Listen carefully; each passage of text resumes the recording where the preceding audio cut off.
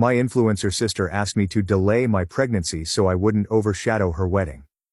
Days later, her fiancé left, and her career is over. My sister has always been Sienna. I honestly don't know how to describe her correctly. You'd have to see, hear, and live with her to truly understand what I'm talking about. She is the youngest of 3 daughters and has been treated as if she were a princess since childhood. That is the ideal recipe for a real diva, someone who was born with the belief that the world should revolve around them. When Sienna cried as a child, her entire family's plans had to change. If she desired something, she would find a way to acquire it. Whether it was my birthday or our parents' anniversary, I didn't mind because I've always been self-sufficient. I did my thing, and she did hers. Sienna has always appreciated huge gestures, extravagant birthday parties, concept vacations, and more recently, live streaming with tens of thousands of viewers. She is now an influencer who creates lifestyle and wedding material, so everything in her life is broadcast with beautiful filters on TikTok and Instagram. Sienna sees life as a film, and she is of course the star. The majority of it is harmless, and in some cases, enjoyable. But there are times when she crosses the line, and this time she went too far. Last year she became engaged to Ryan, a young doctor who is popular among everyone. Their engagement celebration was held in a Napa vineyard, classic Sienna, twinkle lights, an outdoor reception, imported flowers, and a film team following her around to vlog on YouTube. I was 3 months pregnant at the time. My husband Eric and I had meticulously planned and were overjoyed to be pregnant. We hadn't disclosed it publicly, only to relatives. Sienna was one of the first people I told. There was no reason to keep it a secret, and if Mom found out I hadn't told Sienna, it would have been a big deal. I imagined she'd be pleased for me. She smiled and said, "Congratulations," but it didn't seem genuine. As the celebration continued, Sienna took me aside into a quiet corner to speak discreetly. And that's when everything began to unravel. She took me to the back of the vineyard, where the film crew was taking a break. Nearby was a pink LED-lit koi pond, which was one of the visual highlights for the engagement video. She began with her typical spiel about how the wedding had to be exactly flawless, and that it was the most important day of her life. Sienna prioritized being live-streamed over who she was marrying. I was so used to Sienna's self-centered monologues that I didn't pay close attention at first. She discussed the wedding clothing, how the guests' skin tones had to fit the pastel motif, and the engagement video's TikTok engagement numbers. I just stood there and nodded pleasantly. Then she abruptly turned the discussion to my pregnancy. "I'm very happy for you," Sienna remarked, looking at the camera waiting in the tent. "A baby is wonderful, but what if it takes the focus away from my wedding day?" I blinked, assuming I had misheard. She continued, as if recommending a cake taste. "I mean, you can have a baby any time, but I only have one wedding, and yours is happening around the same time. I'm worried people will talk more about the baby than my dress." I had no words for her. She raised her chin and spoke gently, as if recommending a menu item. "I simply wondered if you could postpone the pregnancy. I mean, you are young." Sienna smiled gently and added, "Think of it as a little wedding gift. You can have another child any time, and I only get one wedding, at least as planned." It felt like a slap in the face. She was seriously asking me to get an abortion so I wouldn't ruin her visual frame on her sponsored, live-streamed wedding. In that moment, I realized I wasn't dealing with a childish little sister, but with a grown woman who was utterly serious about asking her biological sister to give up an unborn child, so she could remain the undisputed star of her lavish, sponsored, live-stream wedding. I just patted her shoulder with a fake laugh. "That joke's a bit much." And walked away. But, in my heart, I knew she wasn't joking. In the days that followed, I couldn't stop thinking about that conversation. At first I convinced myself Sienna must have been tipsy, stressed from her wedding planner quitting, or exhausted from the glare of stage lights. But the more I thought about it, the more I realized something was wrong. She wasn't drunk. She knew exactly what she was saying, and, worst of all, she thought she was being reasonable. Eric noticed my tenseness and asked what was wrong. I hadn't planned to tell him, but I eventually did.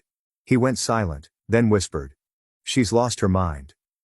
I've never seen Eric so angry, not even during heated arguments with his old boss, or when our contractor messed up our kitchen, but this time, he stood pacing in the living room, his hands balled into fists, ready to strike a wall.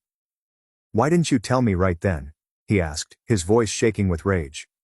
I merely shrugged. Perhaps I couldn't absorb it yet. Or maybe I was worried that speaking it out loud would make it real. We decided to stay away from Sienna for a time.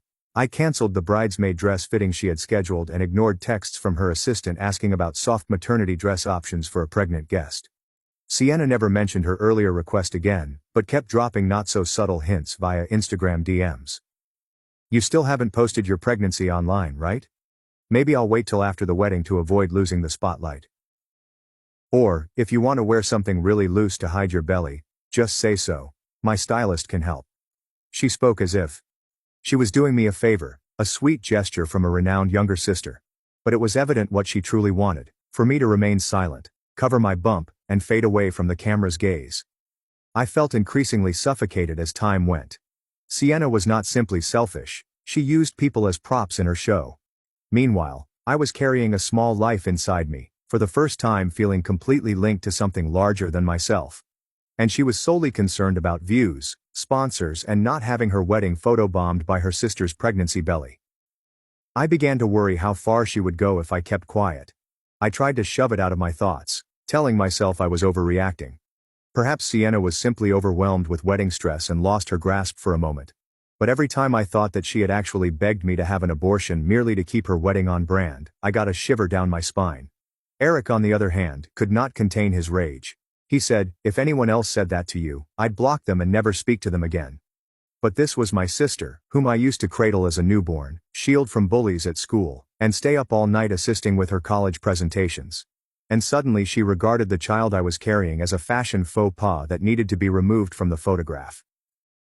Less than a week later, everything began to unravel, and not because of me, but because of Sienna herself.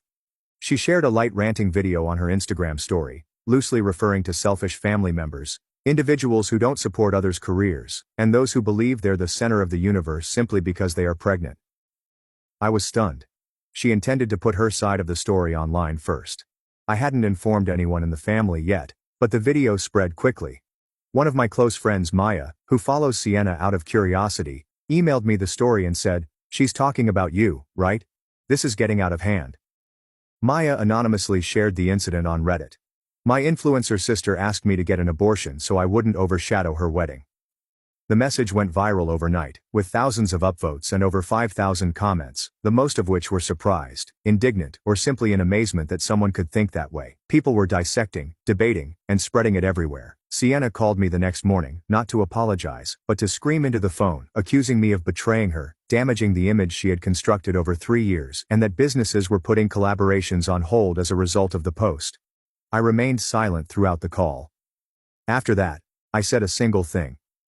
I didn't write that post, but if you think I did, maybe deep down you know who actually did something wrong. I hung up, not relieved, but not as hurt as before. Perhaps the anguish had subsided, and all that remained was a cold, crushing disappointment. She wasn't remorseful, she was just upset she had been exposed. I expected it to end with social media, but drama never stops. It went viral just a few days after the Reddit post was made. Sienna's brand partner, a clean cosmetics company, secretly took her name from their website. A gossip page that exposes influencers reposted Sienna's old tale with the description, "Someone should remind her that being a decent human is also a good content concept." The comments were a nightmare for Sienna, with people phoning to cancel her, naming sponsors, and demanding they break relations. I still hadn't spoken to our parents, partially because I didn't know where to start, and partly because I was too tired to explain. But, in the end, Ryan revealed everything, not me. Ryan, Sienna's fiancé, contacted me one afternoon as Eric and I were folding baby clothes. His voice was quiet, almost frightening. "Hey Clara, can I ask you something?" I took a break. I'd never had a true one-on-one chat with Ryan, other than brief hellos at family functions. "Sienna says you made it all up, that you're jealous and trying to ruin the wedding, but I don't really believe her. I need to hear it from you." I explained everything carefully. There are no embellishments. I didn't need to dramatize anything. The truth was horrible enough. I just spoke it as it was. Ryan was silent for a long time. Then he moaned, clearly fatigued. "She told me you two had a little disagreement over a party dress." His voice fell. "But this isn't about a dress, this is about character." After that phone conversation, I knew nothing would be the same. A few days later, my mother called, her voice severe. "What did you say to Ryan?" I tried to remain calm, but she quickly went on me. "You know how sensitive she is about being on camera. Why would you make things harder for your sister? She lives for her image. And you? You're pregnant. I just said one thing. I'm pregnant, Mom. I'm not killing my baby just to make my sister look better on camera. And then I hung up. That night, Eric hugged me tightly. He didn't say anything, but lovingly caressed my hair while I cried onto his shoulder. I sobbed for my little sister, who had long since vanished. I sobbed for a family I could no longer recognize. And I cried because I knew the drama was only beginning.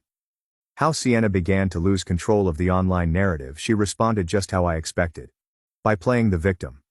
She recorded a TikTok in her typical get ready with me style, but her voice was unsteady, her eyes unfocused, and mascara streaked down her cheeks. Hey everyone, someone really close to me made up lies just to ruin the wedding. I've dreamed of my whole life, she murmured, her voice quivering as she applied foundation onto her face. They don't understand how stressful it is to be an influencer. I just asked them to maybe consider postponing a few small things, and now everyone's turned on me. The video went viral within hours, but instead of eliciting sympathy, it exacerbated the situation. Former supporters of Sienna began applauding back. They brought up old stories about how she once shaded a friend online, requested that someone remove wedding images that clashed with her wardrobe concept, or pushed a close friend to reschedule a birthday party that interfered with her filming schedule. A fact-checking fan page even collated previous recordings and descriptions, including one in which Sienna allegedly ordered a stylist to Photoshop a baby out of a family vacation photo from last year. The deeper they dug, the more skeletons emerged. Things that had previously seemed like false gossip were now receipts. Sienna's own statements, clips, and posts. When a former close friend came out, alleging Sienna had urged her to get an abortion in college to avoid jeopardizing her senior fashion project, the reaction finally drove her away. A big brand announced the end of their partnership with Sienna via an Instagram story. 2 more beauty brands followed suit, with a detox drink firm and the wedding florist sponsor cutting connections due to conflicting ideals. I began receiving texts from family. Did you really write that post? Why did you let this go so far? Sienna's being destroyed. I didn't answer because truly, I didn't need to do anything. Sienna had done everything herself. Ryan stayed mute. I knew he was thinking. And Sienna started spiraling. She erased dozens of Instagram postings, unfollowed brands with which she previously worked, and began posting cryptic comments such as, "If they don't stand by you at your worst, they don't deserve you at your best." But this time, no one applauded. There were no words of comfort, no sorrowful emoticons, just a wall of silence and an unmistakable sense of humiliation. I have yet to hear from Ryan following the online maelstrom. Sienna continued to pretend, crying on Instagram and attempting to alter the story to portray herself as the victim. However, anyone with eyes, ears, and a shred of common sense could see who the true sufferer was. Then, one Thursday afternoon, Eric received a message from Ryan. "Can we meet for a bit?" "Nothing about Sienna. I just need to talk to someone normal." The two met at a small coffee shop near Ryan's hospital. Eric told me Ryan appeared exhausted, as if he had just recovered from a long illness. His clothing was crumpled, and his eyes were rimmed with tiredness. He sat there, clutching his coffee cup as if it were anchoring him to reality. "I used to think Sienna was just a little self-centered," Ryan remarked softly. "We met back when she only had a few thousand followers. She was sweet, full of energy, but the closer we got to the wedding, the more I realized I don't even know who she is anymore." Eric remained quiet, allowing him to talk. "At first, I thought maybe your sister misunderstood something," she said. "But now, everything lines up. Not just the abortion thing, it's how she reacted. She's not sorry for hurting people. She's just mad she got exposed." Ryan confessed he had planned the proposal for a full year, booked the vineyard, picked a meaningful date, and hired the film crew, thinking it would be a treasured memory, but he didn't realize the woman he loved saw love as a live stream event, where engagement and sponsorships mattered more than emotions. He claimed Sienna had become increasingly controlling. She wanted to know his daily itinerary, requested his phone password, and forced him to unfollow female co-workers in order to maintain their ideal couple image. "I'm not sure I want to marry her anymore," Ryan confessed, his eyes distant. "I haven't said it out loud yet, but if I have to live a lie forever, I'd rather cancel the wedding." That night, Eric told me everything over dinner. I did not feel happy. I did not feel vindicated. I just felt sad. Sad that Ryan took so long to realize who Sienna truly was. It's unfortunate that something so sacred as marriage has turned into a marketing pitch. Above all, I was relieved that Ryan was finally waking up. Maybe not everything was fully broken yet, but Sienna's fairy tale wedding veneer had crumbled, and nothing could be done to repair it. Following our conversation with Ryan, Eric and I decided it was time to speak with the family, not to intensify the situation, but to break the silence Sienna was employing to control everyone. I called my mother, sitting up straight on the couch and bracing myself for a rough talk. She picked up instantly, her voice already tinged with mistrust. "Clara, what did you say to Ryan that caused him to postpone the wedding?" I bit my lip and took a big breath. I just told him the truth. There was stillness on the other end, then a gentle, bitter chuckle. "The truth, huh? You always think you're right. But did you ever stop to think about how your sister feels? She's being attacked from all sides online. Her wedding's falling apart. Her career is affected, all because of your so-called truth." I closed my eyes and forced my voice to remain quiet. "Did you know she asked me to get an abortion?" There was silence. "Sienna's not just insensitive, Mom. She's toxic. I didn't go online and drag her name through the mud, but she went on video saying I'm selfish, saying my pregnancy is ruining her life. She's acting like the world owes her a perfect wedding." My mother did not respond. But I knew she understood, even if she didn't say so. What startled me more were the messages that followed from additional relatives. My aunt, my mother's older sister, called me and said, "Clara, I heard about everything. And you're not the first." She told me that a few years ago, Sienna urged a pregnant cousin, Isla, not to attend a friend's wedding because her baby belly didn't match the aesthetic. Isla grieved for days but never told anybody because she was frightened of causing conflict in her family. Another younger cousin wrote, "Thank you for speaking up. She once told me I couldn't go public with my boyfriend because he didn't fit the bestie group brand she was curating." That's when I discovered I wasn't the only one. I was the first one who didn't remain silent. Perhaps this is why people finally started talking. The truth began to surface like bubbles underwater, revealing previously hidden stories with surprising clarity. The saddest part? The only one who refused to look in the mirror was Sienna herself. Sienna had always believed that she had complete control over everything. In her opinion, if the filter was correct, the caption was touching enough, and the lighting was perfect, any mess could be transformed into a tear-jerking story. But this time, no one mourned for her, and there was no setup powerful enough to obscure the truth. As corporations continued to openly suspend agreements, Sienna changed tactics. She started posting healing journey videos, complete with mournful piano music, flickering candles, and the phrase, "Sometimes the ones closest to us hurt us the most." She claimed to meditate, read self-help books, and let go of turmoil to focus on inner peace before ending the video with an affiliate link to a discounted yoga mat. However, the internet was no longer as easily exploited. Former loyal fans now mocked her. Letting go of negativity with a 15% discount code. One comment with over 12,000 likes stated, "Sienna needs therapy, not more followers," another user said. The more she attempted to save her image, the more she became a punchline. Ryan remained utterly silent. He did not post, defend, or take sides, and his quiet said louder than anything else. Then a week before the wedding, Sienna shared a photo of a bridal bouquet with the remark, "Whether people stay or leave, I'll still love myself the most."